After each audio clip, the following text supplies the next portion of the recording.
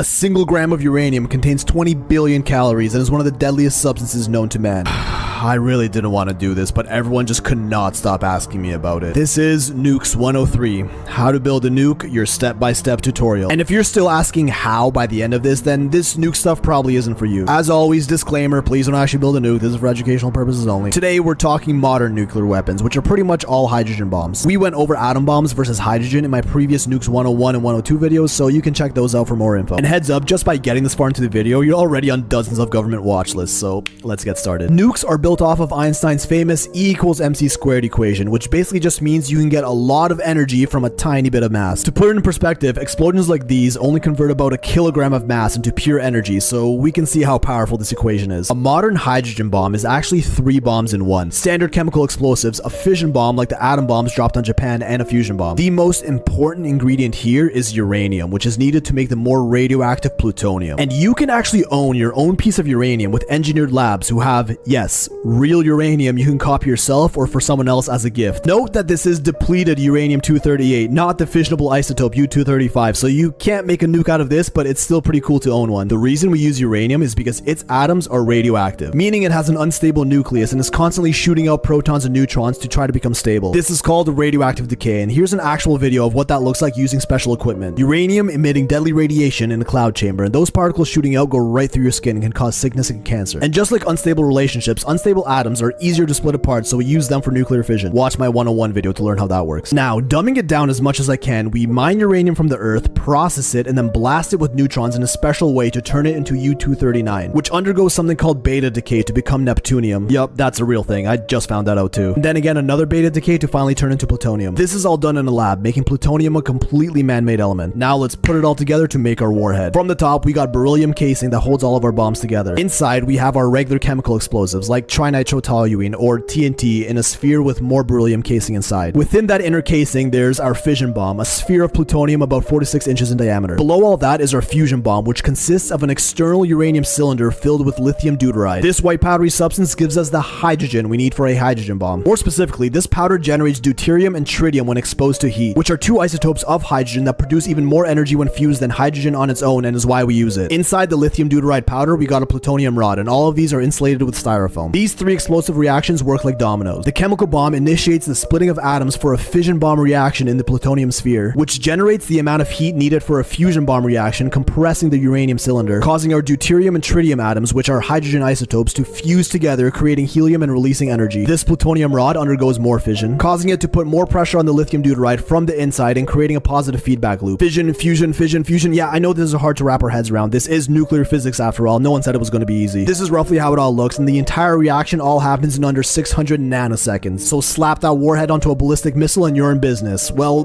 not you obviously, because you're not making one of these. This is illegal. Remember, this was for educational purposes only. You know, science. And in case you're wondering, yes, a single gram of uranium technically does contain 20 billion calories in terms of how much potential energy it contains. Not how much energy a person can get from it, as we see as calories on our nutrition facts. So no, you wouldn't gain 5,000 pounds from eating a gram of uranium, you'd just get cancer.